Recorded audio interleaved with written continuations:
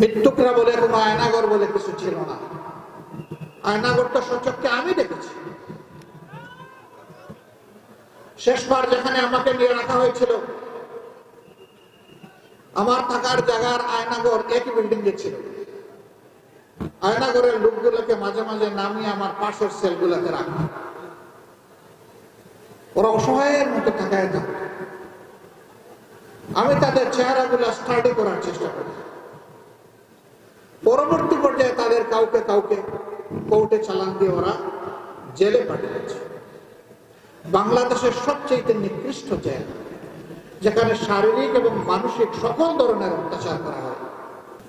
এই দৃশ্য দেখে সেদিন অনেক মা, অনেক শিশু চিৎকার দিয়ে বেহুশ হয়ে গেছে, যারা টিভির সামনে বসেছে। সারা দুনিয়া ধিক্কার জানিয়েছে, কোথায় মানব?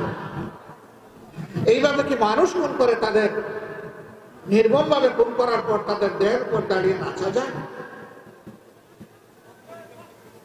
এরপরে তারা অশান্তি বিশৃঙ্খলা সৃষ্টি করে প্রথম কেয়ারটেকার সরকারকে ব্যর্থ করে দিল। ক্ষমতায় আসা 2 মাস পুরা হল। 25 এবং 26শে ফেব্রুয়ারি ঢাকার পিলখানায় আমাদের সেনাবাহিনীর 57 জন চৌকস দেশপ্রেমী কমিটেড সেনা অফিসারকে তারা খুন করল, পরিবারের সদস্যদেরকেও খুন করল।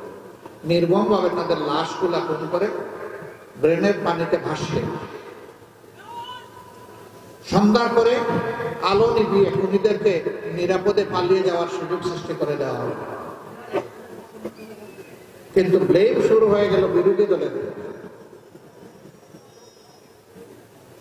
এই ঘটনাকে কেন্দ্র করে দুইটা তদন্ত কমিটি গঠন করা হয়েছিল।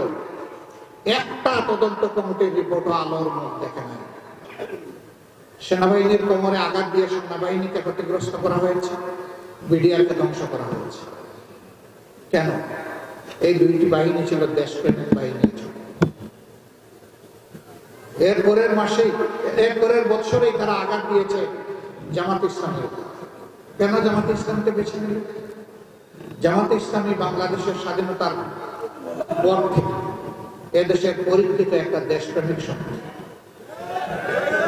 দেশের স্বার্থ কারো কাছে বিকিয়ে দিতে কখনো মিনমিন করে নাই, নীরবতা পালন করে, বরঞ্চ সোচ্চার হয়ে বাঘের গর্জন করেছে যে আমার দেশের স্বাধীনতা, আমার দেশের স্বার্থ কারো কাছে বিক্রি করব না। এরপরে আরেকটি শক্তিকে তারা বেছে নিল, এই দেশের ধর্মপ্রাণ মুসলমানদের একটা ঐক্যবদ্ধ প্ল্যাটফর্ম হেফাজতে ইসলাম। তাদের কোনো রাজনৈতিক কর্মসূচি নাই, তারা দেশের স্বার্থে দিনের স্বার্থে কথা বলে। এইটুকু সরকার সহ্য করতে নারাজ ছিল। এই জন্য 13 সালের 5 মে আমরা তখন জেল থেকে আমরা এই দৃশ্য দেখেছি।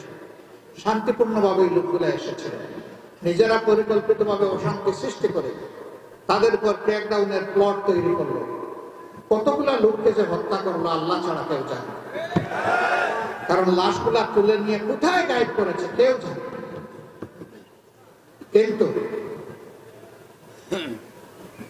একজন প্রধানমন্ত্রী মাঝ বৈধ অবৈধ যেভাবে হোক তিনি নির্বাচিত হয়ে ক্ষমতায় ছিলেন। তিনি শেষ পর্যন্ত উপহাস করে, এই জীবন এই রক্তের প্রতি উপহাস করে বললেন, শাপলা চত্বরে কোনো রক্ত জড়ে নাই, ওইগুলা ছিল রং ছিটা। মানবতার প্রতি কত বড় অপমান, কত বড় উপহাস। তার আরেক মন্ত্রী, একসময় তিনি কৃষি মন্ত্রী ছিলেন, খাদ্যমন্ত্রীও ছিলেন, ডক্টর আব্দুল রাজ্জাক সাহেব, তিনি বললেন এবারকার ছাত্রদেরকে হুঁশিয়ারি উচ্চারণ করে এই 24-এ বলেছিলেন বাড়াবাড়ি করবা না, বাড়াবাড়ি করলে শাপলা চত্বরের ভাগ্য বরণ করতে হবে। রাত 12টার পর সব কিছু আমরা সাফ করে দিয়েছি। এই জন্যই এত খুব সেই নেতৃবৃন্দকে দুনিয়া থেকে বিদায় করা, তাদের সহকর্মীদেরকে খুন করা, তাদের সবগুলো অফিস সিলগালা করে রাখা, তাদের লোগো কেড়ে নেওয়া, তাদের নিবন্ধন বাতিল করা এবং শাসনের শেষ হওয়ার 4 দিন আগে দিশাহারা হয়ে এই দলটাকে নিষিদ্ধ ঘোষণা করা। তারা সব করেছে। তারা আমাদের শত হাজার কর্মীকে খুন করেছে, হাজার হাজার কর্মীকে তারা পঙ্গু বানিয়েছেন, অসংখ্য কর্মীকে গুম করেছেন। তারা নারীকে খুন করেছেন, তারা পুরুষদেরকে খুন করেছেন, তারা শিশুদেরকে খুন করেছে, তারা বৃদ্ধদেরকে খুন করেছে। পুরা 15.5 বছর তাদের ক্ষমতার শেষ দিন পর্যন্ত তাদের হাত এই দেশের মানুষের রক্তে ভেজা। এরা স্লোগান দিয়েছিল, আবু সাইদরা স্লোগান দিয়েছিল, উই ওয়ান্ট জাস্টিস।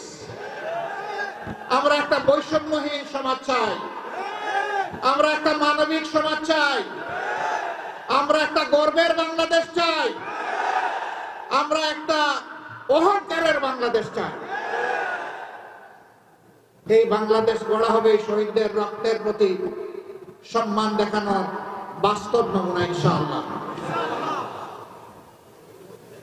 চাঁদাবাজি বন্ধ করতেই হবে, দখলদারি ছেড়ে দিতে হবে, সন্ত্রাস করা যাবে না, দুর্বলের উপরে সবলের অত্যাচার চলতে দেওয়া হবে না।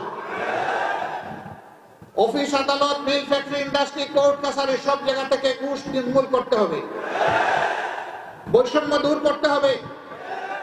মালিক তার বিনিয়োগের মূল্য পাবে, শ্রমিক তার ঘামের মূল্য ঠিক মতো পাবে। কৃষক মাঠে ফসল ফলাবে, সে যেন তার উৎপাদিত ফসলের সত্যিকারের মূল্য পায়। আবার যে মজুর মাঠে, আর সেই তরুণদের হাতেই আমরা বাংলাদেশটা তুলে দিতে চাই।